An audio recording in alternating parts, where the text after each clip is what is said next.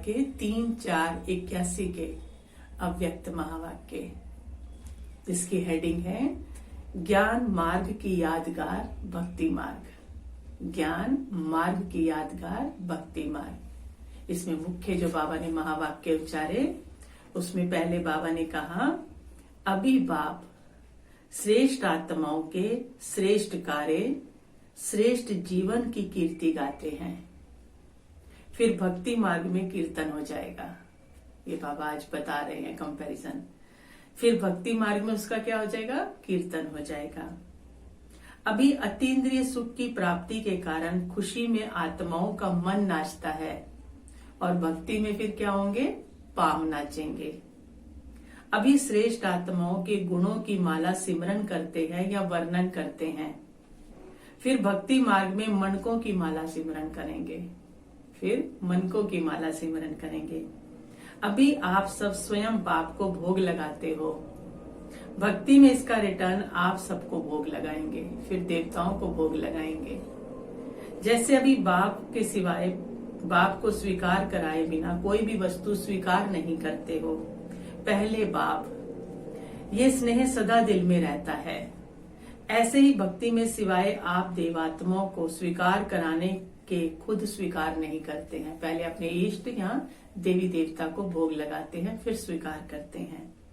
पहले देवता पीछे हम।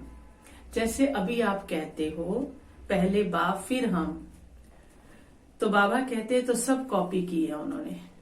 हम बच्चों ने जो यहाँ किया है वो भक्तों ने सब कॉपी किया है। आप याद स्वरूप बनते हो, वो यादगार के स्मृति स्वरूप रहते हैं। हम याद स्वरूप हैं, वो यादगारों के स्मृति स्वरूप हैं। जैसे आप सब अटूट अव्यभिचारी अर्थात एक की याद में रहते हो, कोई भी हिला नहीं सकता, बदल नहीं सकता। ऐसे ही नोदा भक्त, सच्चे भगत, पहले भक्त अपने इष्ट के निश्चय में अटूट और अटल निश्चय बुद्धि होते हैं। चाहे हनुमान के भक्त हों या तो राम भी मिल जाए तो भी वो हनुमान के ही भक्त रहेंगे। ऐसा नहीं कि वो राम को मानने लगेंगे, हनुमान के ही रहेंगे। ऐसे अटल विश्वासी होते हैं। आपका एक बल एक भरोसा उन्होंने कॉपी किया है। वो एक ही देवता को, जो पुराने भक्त हैं, एक ही देवता को पकड़ के रखेंगे, ऐसे नहीं बार बार बदलेंगे। आप सभी अभी रूहानी यात्री बनते, आपकी याद की यात्रा और उन्हों की है यादगारों की यात्रा।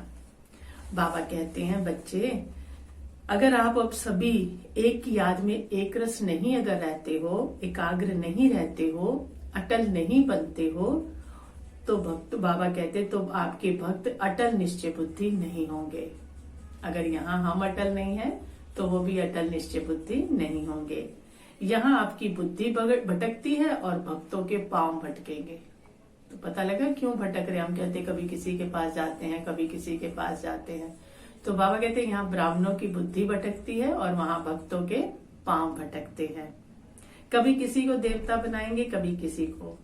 आज राम के भक्त होंगे, कल कृष्ण के बन जाएंगे। सर्व प्राप्ति एक द्वारा। ऐसी स्थिति आपकी नहीं होगी तो भक्त आत्माएं भी हर प्राप्ति के लिए अलग अलग देवता के पास भटकेंगी। बाबा कहते हैं वो भी भटकेंगी। आप अपनी श्रेष्ठ शान से परे हो जाते हो तो आपके भक्त भी परेशान हो जाते हैं। तो पता लगा क्यों वो परेशान है? क्योंकि यहाँ ब्राह्मण अपनी शान से परे होते हैं। बाप कहते, फिर बाबा ने कहा, रहम दिल बनो, सदा रहम की भावना रखो। लेकिन रहम के बदले बाबा कहते क्या आ जाता है? अहम भाव या वहम भाव आ जाता है। वहम की बीमारी वाले बाहर से अपने को बहुत अच्छा चलाएंगे। जिनको अंदर से वहम रहता है ना, या अहम रहता है, बाबा कहते हैं वो बाहर से बहुत अच्छा चलाएंगे। बाहर कोई कमी नहीं रखेंगे, ना कोई और रखेगा तो स्वीकार करेंगे। कोई कहेगा आप में कमी है तो वो भी स्वीकार नहीं करेंगे। महसूसता भी तो होनी चाहिए ना अपनी कमी की, और उसको ठीक करें, वो भी नहीं स्वीकार करेंगे। लेकिन अंदर ही अंदर आत्मा असंतुष्ट होने के कारण खुशी और सुख की प्राप्ति में कमजोर होते जाते हैं, कमजोर होते जाएंगे।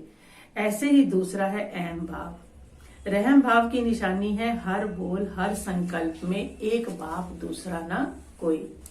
रहम भाव वाले को जहां देखो बाप ही बाप दिखाई देगा, और अहम भाव वाले को देखो जहां देखेगा मैं ही मैं, हर बात में क्या करेगा, मैंने किया, मैं ही मैं। वह मैं की माला सिमरन करने वाला और वो बाप की माला सिमरन करने वाला।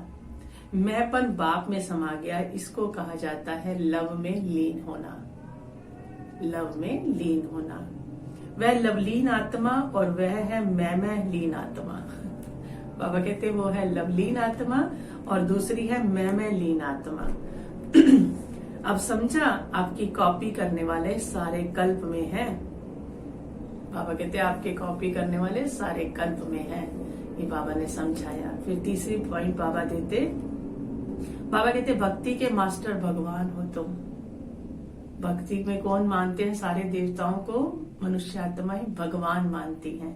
तो भक्ति में कौन हो, मास्टर भगवान हो। और सतयुग त्रेता में प्रजा के लिए प्रजापिता हो। अपने महाराजा को क्या मानेगी, वो पूरी प्रजा पिता मानेगी। तो बाबा कहते हैं सतयुग त्रेता में प्रजा के लिए प्रजापिता हो, पिता के समान सम्मान करेंगी। और संगम पर बाप दादा के नाम और कर्तव्य को प्रत्यक्ष करने वाले आधार मूर्त हो। यहाँ पर हम बाबा का नाम, बाप दादा का नाम प्रत्यक्ष करने वाले आधार मूर्त है। चाहे अपने श्रेष्ठ कर्म द्वारा करो, परिवर्तन द्वारा बाप का नाम बाला करो, श्रेष्ठ कर्म द्वारा करो या परिवर्तन द्वारा बाप का नाम बाला करो, चाहे व्यर्थ कर्म द्वारा करो, साधारण चलन द्वारा नाम बदनाम करो। बच्चों के हाथ में है, जैसा चाहे वैसे बाप का नाम प्रत्यक्ष भी कर सकते हैं और बदनाम भी कर सकते हैं। बाबा कहते हैं ये बच्चों के हाथ में है। कितनी बड़ी बात बाबा ने हमको दी है। तो हमारे ऊपर कितनी बड़ी जिम्मेवारी है कि बाप का नाम बदनाम नहीं हो। फिर बाबा कहते हैं जो सच्चे सेवाधारी हैं वो कैसे हैं, बाप समान हैं। क्योंकि बाप पहले अपने को क्या कहते हैं, मैं वर्ड सर्वेंट हूँ। सेवाधारी बनना अर्थात बाप समान बनना। एक जन्म की सेवा अनेक जन्मों के ताज और तख्तदारी बना देती है। एक जन्म की सेवा अनेक जन्मों के ताज और तख्तदारी बना देती है। अच्छा, ओम शांति।